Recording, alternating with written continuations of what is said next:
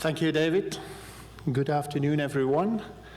I have now the pleasure to introduce the Honor Award. This prestigious scientific prize was created in 1994. The goal was to highlight a colleague for his or her outstanding and sustained contribution to research and knowledge in the field of biochemistry of exercise. Let me briefly explain the procedure that leads to the selection of the winner. The research group, as a collective, chooses the winner. We consider, obviously, the scientific excellence in the field of biochemistry of exercise, but also the participation to several IBECs and eventually the investment in the research group. This way of working led a list of winners, of which we are quite proud. Many of the past winners of the Honor Award are unfortunately no longer with us, but they have left undying marks in our scientific journals, in our mind, and in our science. But fortunately, others are still alive. And some of them are present in this room. I want to mention Eric Richter, who is there. Mark Tarnopolsky. Where is Mark? Mark is there. I'm looking for Frank Booth. Frank is here in the meeting. And Julie Zirat, who gave us a wonderful talk this morning. May I ask you, Eric and Mark, to stand up so that we can give a round of applause to the former winner of the Honor Award.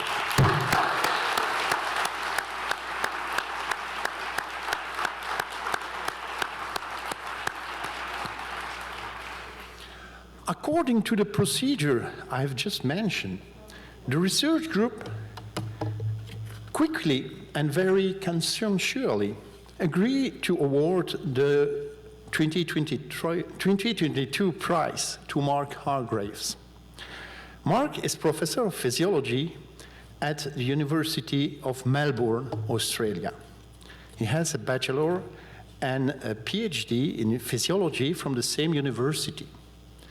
But in the meantime, he went to Ball State University to do his master's degree in the laboratory of David Costill. Reading Mark's CV, we can see no less than 8 papers from this period. Not bad, Mark, for a master student. After his PhD, he went to Denmark, where he worked with Eric Richter, Bente Kins, and Michael Kjær. I believe it was during this period that he developed a scientific interest for carbohydrate metabolism and more specifically in the expression and regulation of GLUT4. Between 1996 and 2004, Mark was professor of exercise physiology at Deakin University, Australia. During this period, he organized the IBEC 1997 in Sydney. He also chaired the research group between 2006 and 2012. After 2005, Mark developed his research and teaching at the University of Melbourne, where his skills have been widely recognized and where he took high-level managerial position in recent years. Following Scopus, Mark is the author of 186 papers that have been cited more than 12,000 times. He is the associated editor, member of editorial board of a number of scientific journals. He is a fellow of the American College of Sports Medicine, Exercise and Sports Science, Australia, and the American Physiological Society. He already received many scientific awards and honors in recognition of his major contributions in the field of physiology and biochemistry of exercise. I hope that the one that we are awarding today will have a special place in his heart. On a personal level, besides his widely recognized scientific and managerial qualities, I have always found Mark a modest person who listens to others and is concerned with developing a science on a human scale.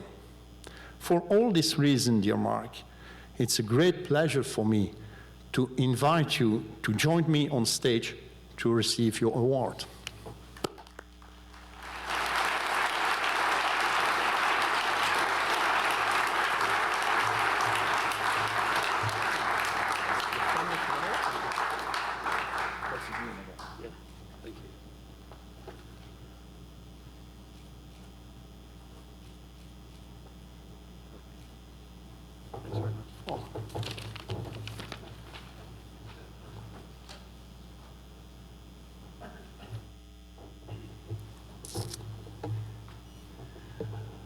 Thanks very much, Mark. That's a very generous introduction. And I'd like to thank you and the research group for a great honour.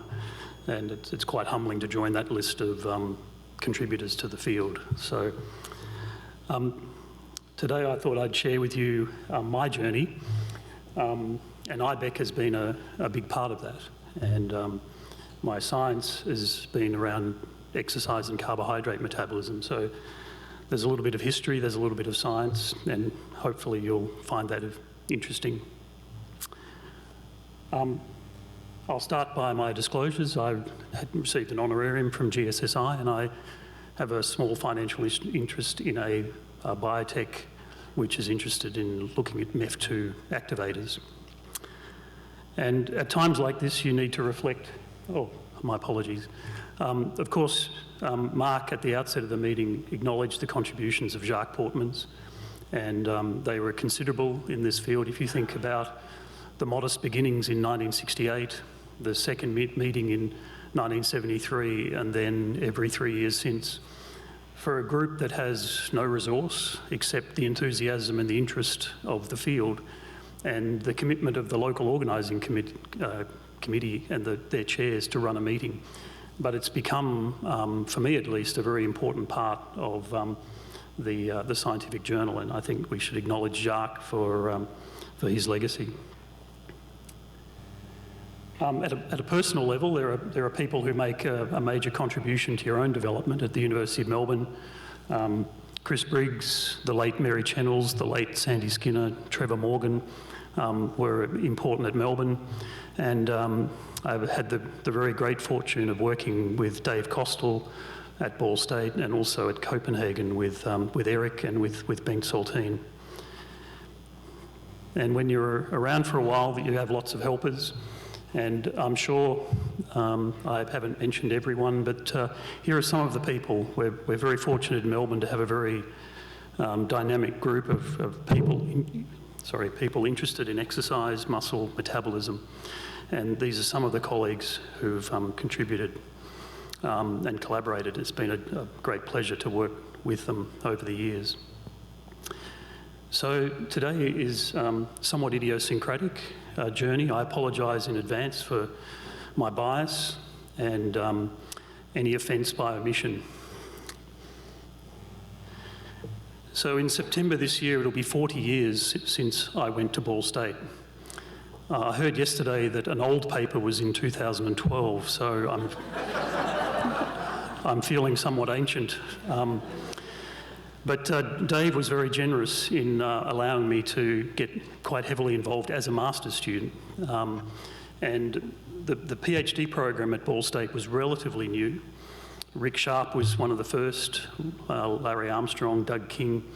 And for many years at Ball State, the master's program was where a lot of the research was done. And this was the first project that Dave got me involved with. And in addition to working on the science, it was a piece of industry contract research. And there was a company that wanted to check whether their claim that their product would help you work, rest and play was actually true. And so Dave involved me in meetings with the company. So not only did I get to look at the science, I had a lesson in industry engagement and contract research, and of course that has become something that universities increasingly are encouraged to do. So I was really quite fortunate in that regard. And it was perhaps inevitable that I ended up working on carbohydrate metabolism because it became a major focus of the lab in the 80s, studies on carbohydrate or on carbohydrate feedings. And that's formed the spine of my scientific career since. And life is a bit quieter professionally for Dave Costal these days, but he still uses quite a bit of carbohydrate in the swimming pool, and here he is in his mid-80s, still training quite hard. I went back to Australia to do my PhD, and it was factors influencing carbohydrate metabolism during exercise. And this was the first study in that, and it was accepted in the Journal of Applied Physiology, and the associate editor was one John Holozzi, who was very generous, and I still have the reviewers. If only it was so easy to publish these days. And Jacques was a very big fan of John, and as Mark mentioned, John won the inaugural honour award in 1994, and Jacques described him as the father of modern exercise biochemistry, and largely on the back of the study that's been referenced previously on the biochemical adaptations in muscle. But John made significant contributions, particularly in the area of glucose transport. And in my role at JAP, we spoke to John in about 2016, ahead of 2017, as to whether he'd be interested in writing a 50-year memoir on exercise and mitochondria. And he was quite interested and said, yes, I'll do that. And then the year went on, and into 2017, he said, yes, we'll try and do that. And then towards the end of that year, he said, look, I'm just struggling a bit to do that. And unfortunately, it never quite came to pass, but he was certainly interested in that. And our host, of course, is not without some contribution to mitochondrial biology. And also, this is the fourth time that IBEC has been in Canada and the third time in Ontario, and I think that's testament to the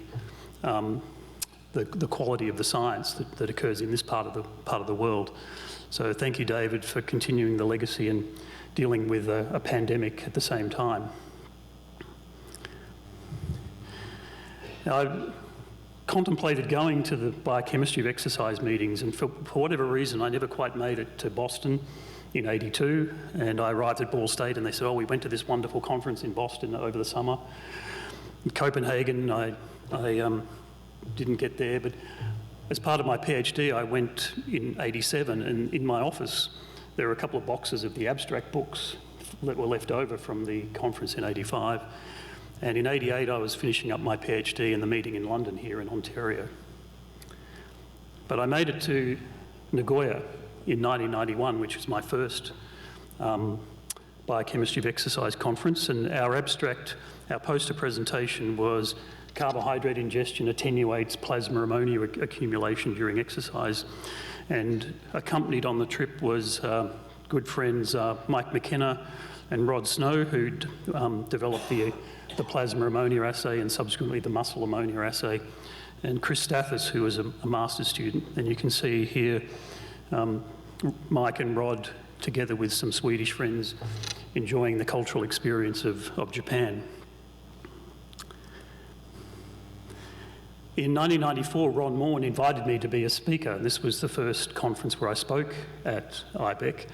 And you may be able to see some of the speakers here. It was like a who's who of exercise physiology and metabolism. It was quite an honour to be invited. And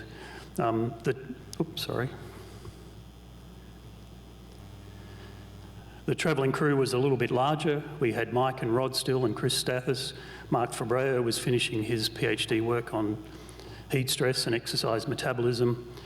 Mick Carey, who really set up a lot of the analytical biochemistry at at VU, and Nancy was there preparing for her Southern Hemisphere transition. So, and at the 1994 meeting, you bid for the 1997 meeting, and we, in Australia, John Sutton and I decided we'd like to bid, and we bid against Bill Evans.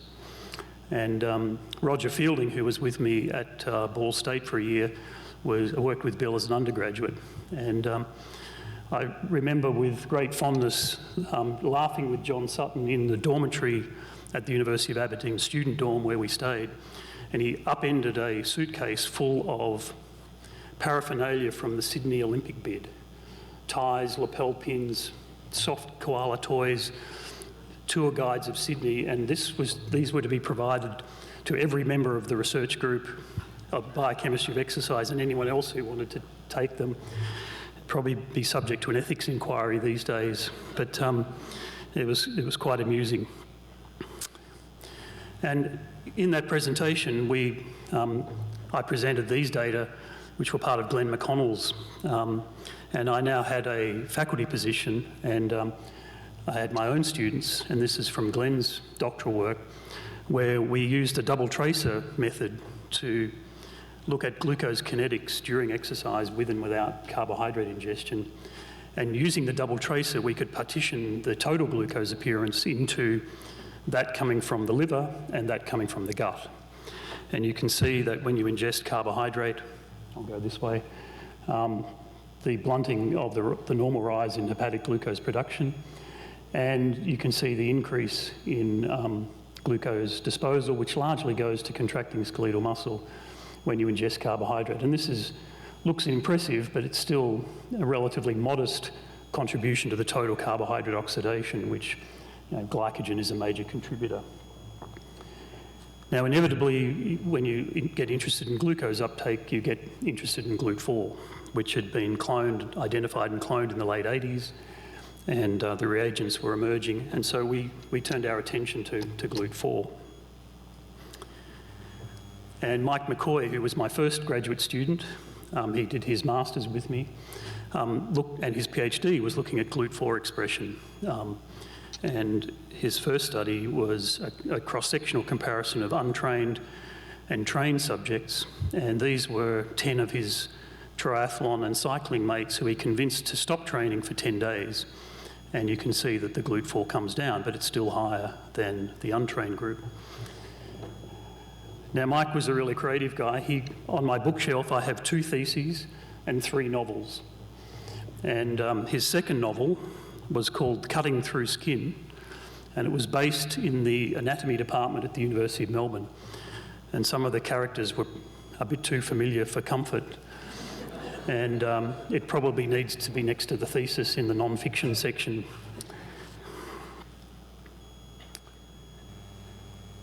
I went back to Copenhagen in 1995 for a sabbatical and worked with Eric and Soren Christiansen, and we did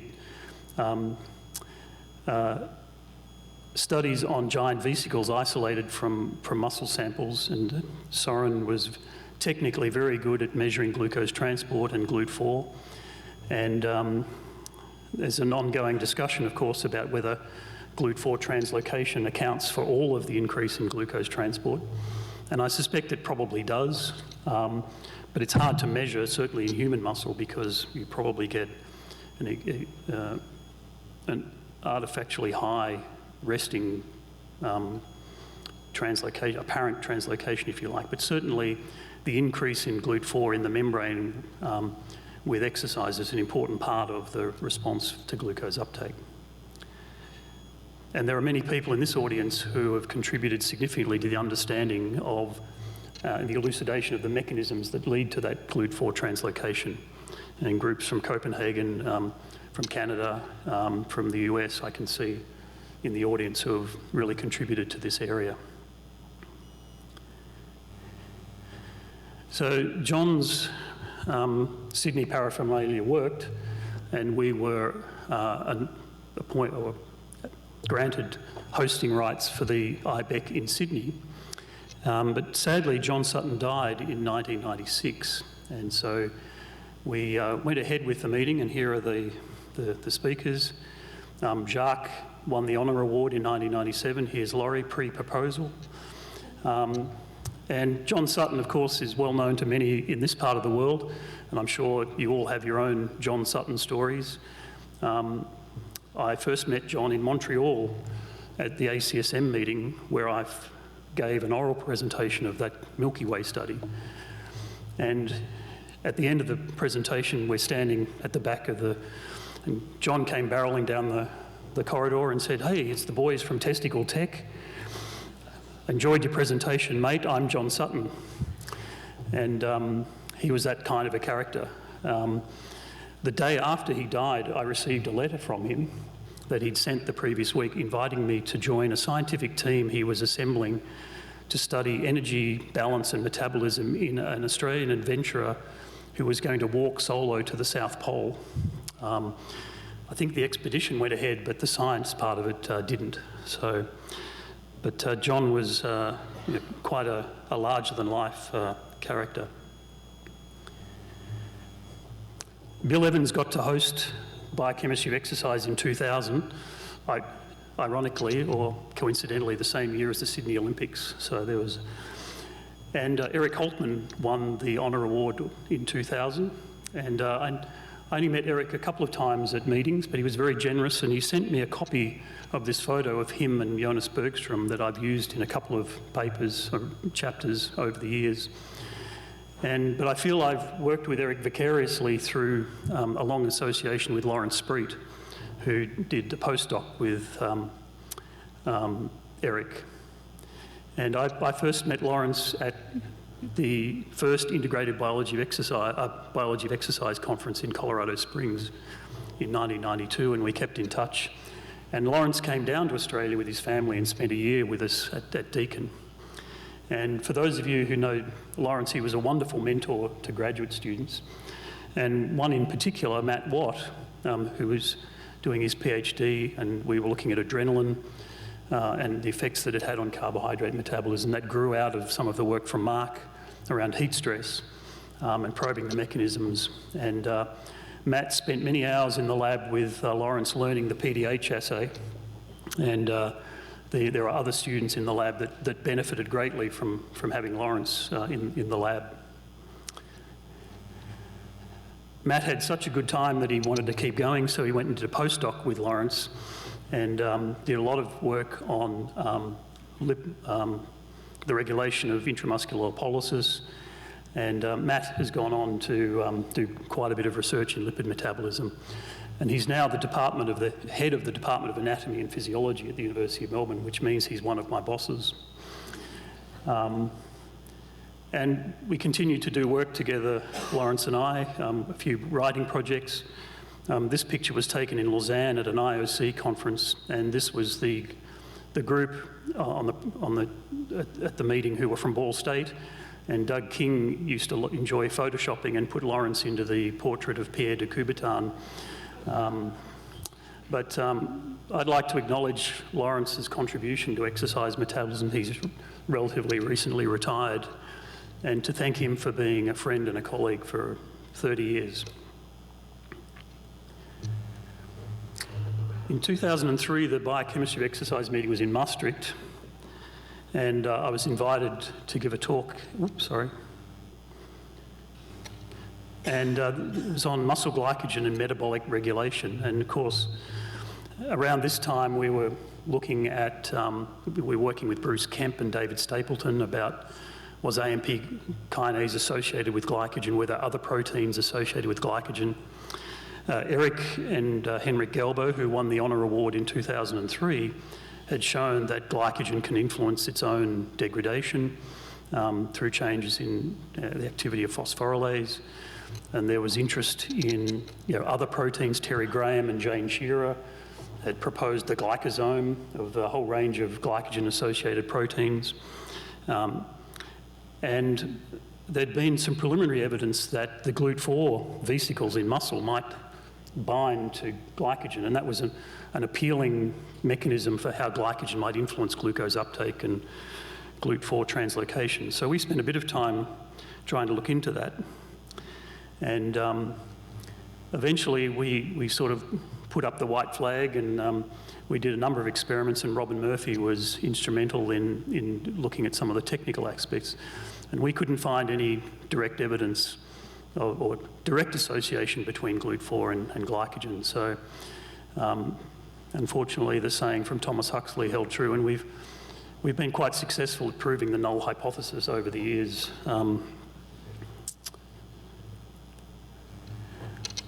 But glycogen availability does influence a number of cellular processes, including the activity of AMP kinase. And here's work from Copenhagen from Jorn Wojciechowski and Eric, showing that the pre-exercise glycogen level does influence the activity of AMP kinase. And that has potential consequences, maybe not so much during exercise, but certainly during recovery from exercise. And that's led to a lot of interest in whether manipulation of substrate availability, whether it's glycogen, whether it's fatty acid availability, alters the adaptive response to exercise. And we know that AMP kinase is involved in increases in insulin action, increases in mitochondrial biogenesis, I would argue increases in GLUT4 expression, and I'll show you that in a moment. And John Hawley and Louise Burke, with whom I've worked for many years, lots of studies on the effects of nutrition on the acute response to exercise, but also on the training adaptations.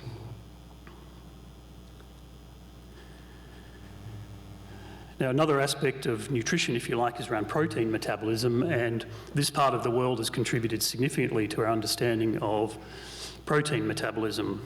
Mark Tarnopolsky, Stu Phillips, to name just two, Luke Van Loon at the back there, who's done a huge amount of work on protein metabolism, and Kevin Tipton also has done a lot of work in this area.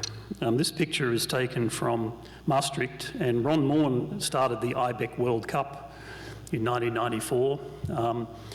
In 1997, there was a very enthusiastic competition where we actually had two teams from Denmark. We had Southern Denmark and Eastern Denmark, and a very spirited final was held on the fields of Sydney University. And here's Kevin with Asger Jukendrup on the field. And Kevin liked his football, whether it's a round ball or an oval ball, and it's sad that he's gone way too early. In 2006, Frank won the Honour Award, and the meeting was in Seoul. And we might call Frank the father of molecular exercise physiology. And here was his perspective in 1988, where he commented that we know a lot about hormones and we know a lot about phenotypes, but we don't know much about in between. And you can see he suggested that if physiologists wanted to understand exercise, they might need to draw on the tools of cellular and molecular physiology, and that would assist the quest. And Frank was doing that already. He was looking into the molecular regulation of cytochrome C. And actually, Frank saved my skin as a graduate student. Dave Costel had been trying for some years to convince the swimming coach to allow him to biopsy the collegiate swimmers. And there was no way that was going to happen during a season, but there was a detraining period, and the coach was worried that his swimmers stopped in March, and when they turned up in September, they weren't quite as fit as he thought they should be.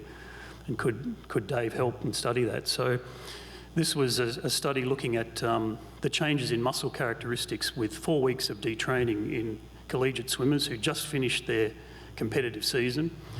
And the muscle oxidative capacity was one of the, The muscle oxidative capacity was one of the measures, and this was done on fresh muscle. This was oxygen consumption with a muscle homogenate with a Clark oxygen electrode.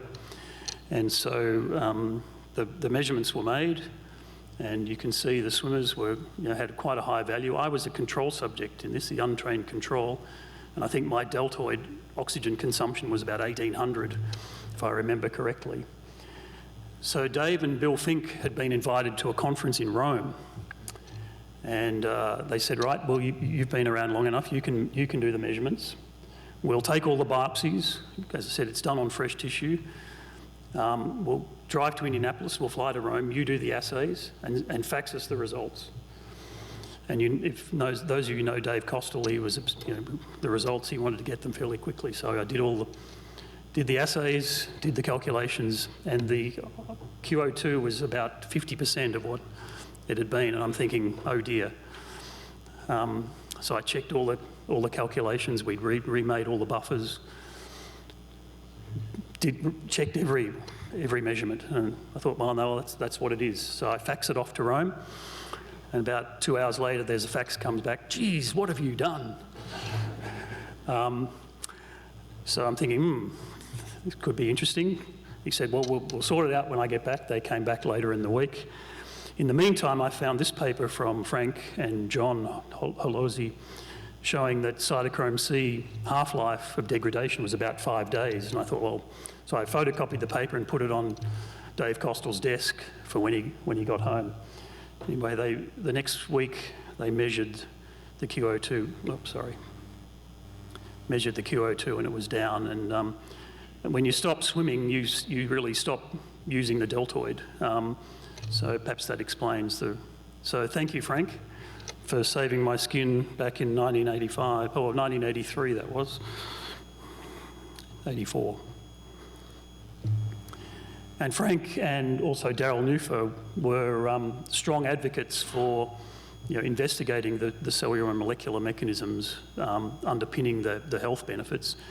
And their advocacy, no doubt with that of others, was, I think, a very strong contributor to the NIH through the Common Fund funding the MotorPack activity. Now, Daryl, of course,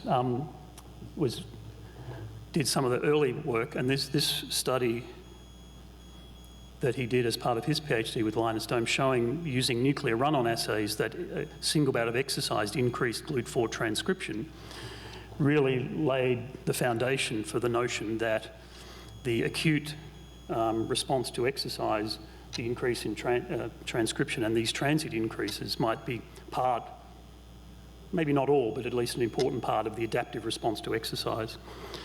So I was at Deakin at this time, and David Cameron Smith was there and had been doing work on measuring gene expression with different nutritional interventions. And so with George Cranio, a PhD student, we measured GLUT4 mRNA and with a single bout of exercise. And already at the end of exercise, this was 1 hour at 75% of VO2 peak, the GLUT4 mRNA was up. This was by semi-quantitative RT-PCR, so the old ethidium bromide gels, and that remained elevated during recovery. And as I said, this hypothesis that it was the transient increases in mRNA with each exercise bout that over time accumulated with protein, and here was in a review from Linus Dome's group on that. And here's data from George's thesis where we had untrained subjects exercise for 7 consecutive days, and we took muscle samples before they started, 24 hours after the first bout and 24 hours after the 7th bout. And you can see that the mRNA was largely unchanged, at least over this week, but the GLUT4 protein had increased.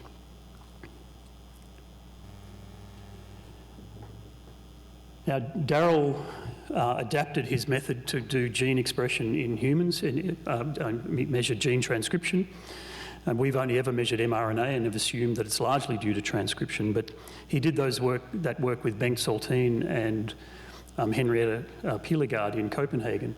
And Bengt Saltine won the Honour Award in 2009, and the meeting was hosted in Guelph.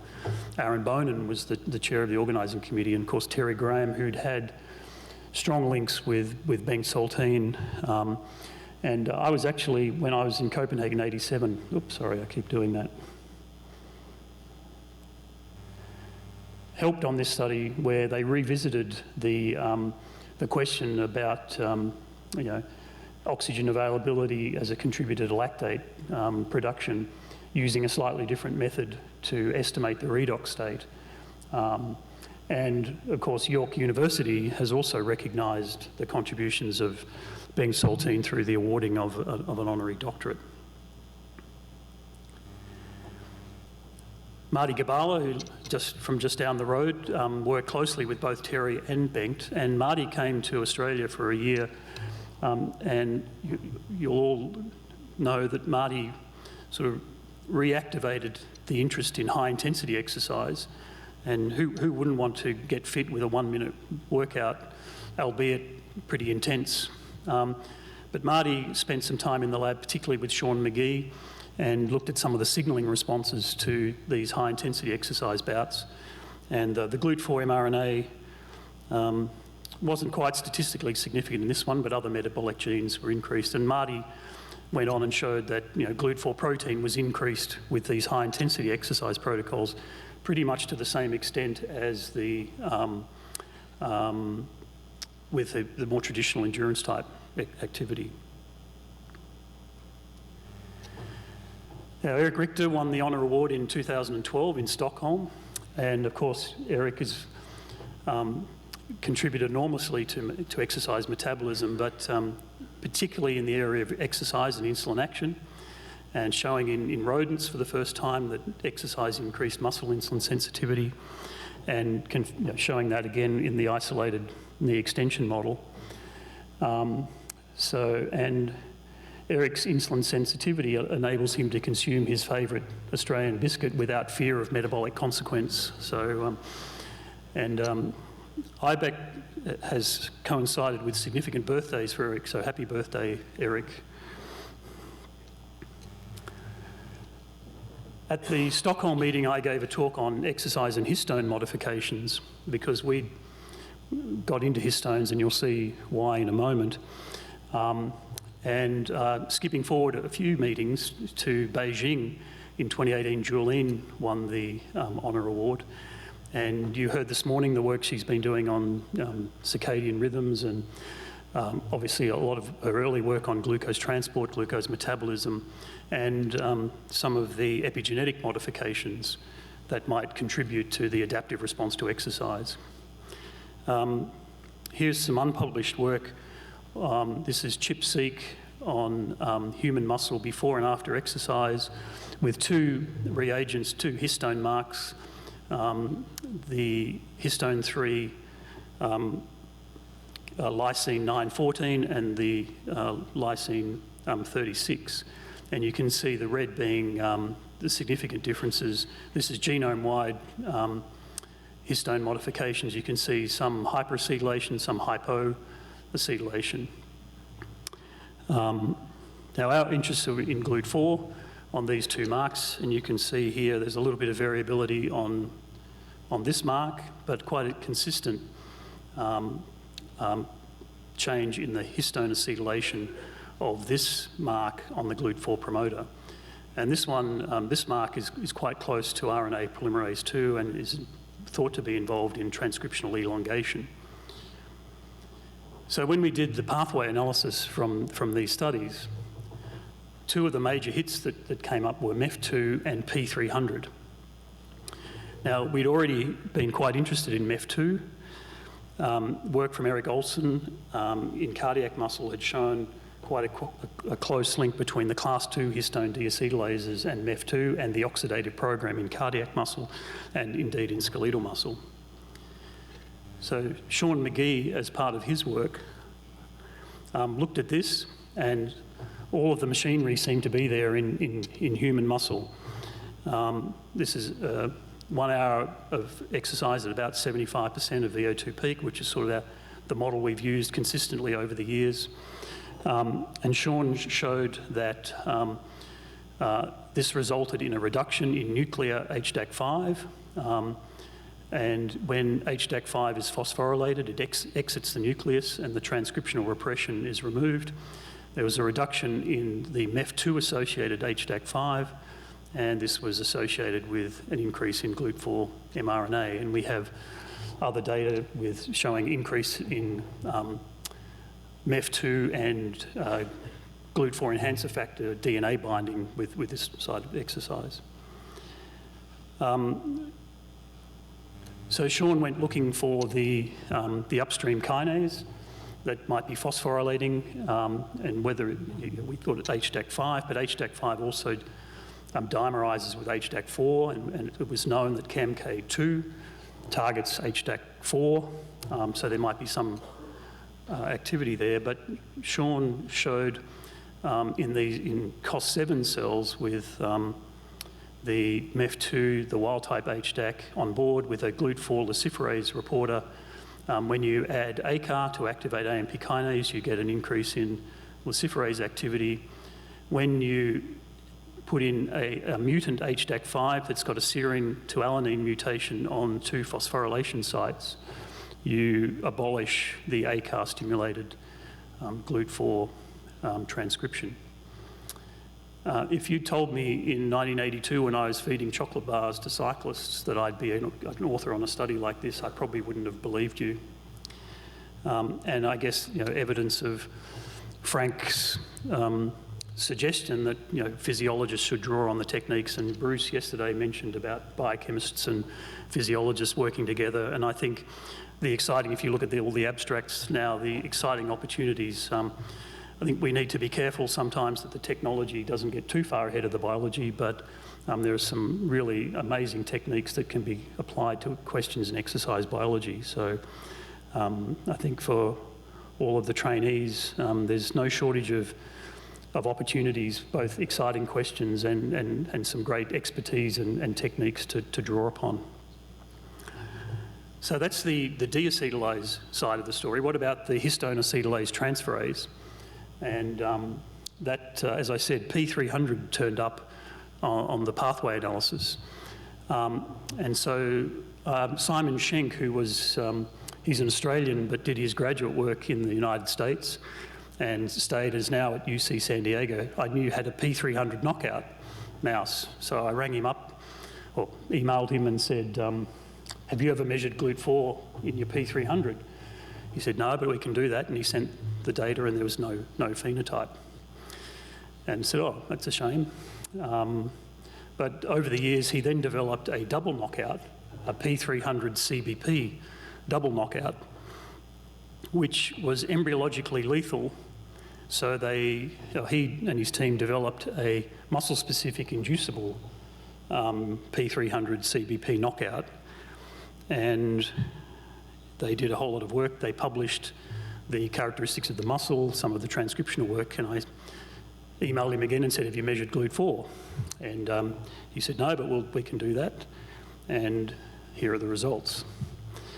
Now, these mice die after the induction, after about 6 or 7 days, probably from respiratory failure, but they lose mobility, they stop eating. They have to, Simon says they have to give them some glucose by gavage to keep their glucose levels up. But this is the P300 CBP double knockout, and this is on day 1. There's the induction, here's day 3, here's day 5, and the mice are pretty much dead day 6, day 7. And you can see that the GLUT4 mRNA is pretty much 0 on day 5. So suggesting that these 2 factors may contribute. And interestingly, if you put back only one allele of either P300 or CBP, you completely rescue the phenotype. And that's a story for Simon to tell, but it suggests that at least that it might play a role in GLUT4. The protein just degrades and goes down. And with this level of protein, GLUT4 protein expression, you might expect there still to be some glucose transport. When Simon's team stimulate with ACAR, there's a complete abolition of the increase in 2-deoxyglucose uptake. So there's probably some acute signalling effects going on as well as any potential effects on GLUT4 expression. And Simon's just published the insulin-stimulated data in JCI Insights, where in these mice with the adipose and the skeletal muscle insulin stimulation, and he sees a similar sort of thing. So here is our working hypothesis of how exercise might influence GLUT4 expression in muscle. Here is the upstream kinases. We did some work with Greg Steinberg and Bruce Kemp in the AMP kinase 2 dominant negative mice that we still get phosphorylation of HDAC5 and we see an increase in PKD activity, which is sort of in the same sort of family of these kinases. And the addition to this is the possibility that maybe P300 and CBP might be playing a role in the regulation of GLUT4 expression. Just backtracking a few years, Mark Tarnopolsky won the Honour Award in 2015 in Sao Paulo, and you saw this slide earlier in Julien's talk from this recent review on exokines, and largely on the back of work from Bente Petersen and Mark Fabrea with IL-6, but others suggesting that these exokines play an important role. There's been a lot of work on that, and you'll hear from the two Marks on Saturday. And they both have research translation vehicles looking at therapeutic applications for how these exokines might help in metabolic disease. We were a little bit interested in this. Sophie Hussey was a PhD student and was looking at GLUT4 in adipose tissue. And muscle GLUT4 in type 2 diabetes is relatively normal, but adipose tissue GLUT4 is actually reduced from the work from Barbara Kahn, although some recent work from David James has questioned whether GLUT4 in adipose tissue is really a major lesion, but it's certainly in all of the human studies that I've seen, or the majority of them at least, GLUT4 is down in adipose tissue in diabetics relative to healthy age-matched, BMI-matched healthy controls. And, but when you exercise train diabetics, you get a bit of an increase in muscle GLUT4, but we also saw an increase in adipose tissue GLUT4. We had some preliminary data that AMP kinase wasn't really activated in the adipose tissue. Some have seen that, we haven't. So there may well be other mechanisms at play. And as really a sort of a bit of proof of principle, we thought maybe there's something floating around in the serum. So this is work from Marcelo Flores-Apazzo, who I'd say will be my last PhD student, given the other commitments I have at the moment. We took serum from 8 volunteers before and after exercise and put that onto adipocytes, primary human adipocytes in culture from a single donor. So it's one donor for the adipocytes, but 8 donors for the serum. And you can see the significant increase. This was 48 hours of incubation. So this is interesting, but we have no idea what it is, where it's come from, whether it's physiologically relevant, and that's perhaps something to look at in the future. So if I reflect on my IBEC journey, and this is certainly not unique to IBEC and many of the academic communities with which we engage, you reflect on the things you get out of meetings like this and the community of scholars. It's really the people and the connection has been the highlight, and I've met some wonderful people over the last 30 years through IBEC and enduring friendships, and many of you in the room today. The next generation, we bring our students along and they see what can be done, what might be possible, and that's an important part of these meetings. The science and the innovation, you always come here and you get new ideas, see some, stimulate your own thinking, challenge your thinking, challenge some of your own biases and prejudices. And when you live in Australia, there's no shortage of time on the return flight to think about how you might apply some of those ideas. And finally, I think all of us want to try and make a difference in the world somehow, and whether that's improving health, well-being, performance. And this quote from Fritz Gerass, who was a German physician who fled Nazi Germany, went to England, but then came to Australia in the late 1930s to establish the first physical education course at an Australian university, at the University of Melbourne. And he, in his inaugural lecture, said that the reason that you establish a physical education course to train the younger generation is because of the important relations between physical education and preventive medicine. So that's my IBEC journey, and I just now left for me to thank a few people. Sue, Chris and James, my family at home, who provide a very loving and supporting environment that allows me to do this fun stuff. My mentors, students and colleagues who have made me look way better than I am. The research group and the people who convene, David, wonderful conference, as I said, in the middle of a global pandemic, and it's a great meeting, so thank you. And Mark and the research group, thank you for this great honour. And thank you to you for indulging me for the last 30 or 40 minutes. So thanks very much.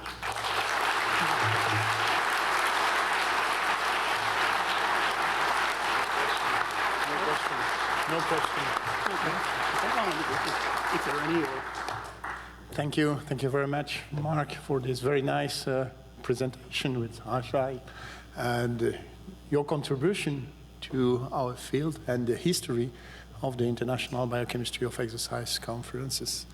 I wish you all a good evening. See you tomorrow at 8:30. Bye-bye.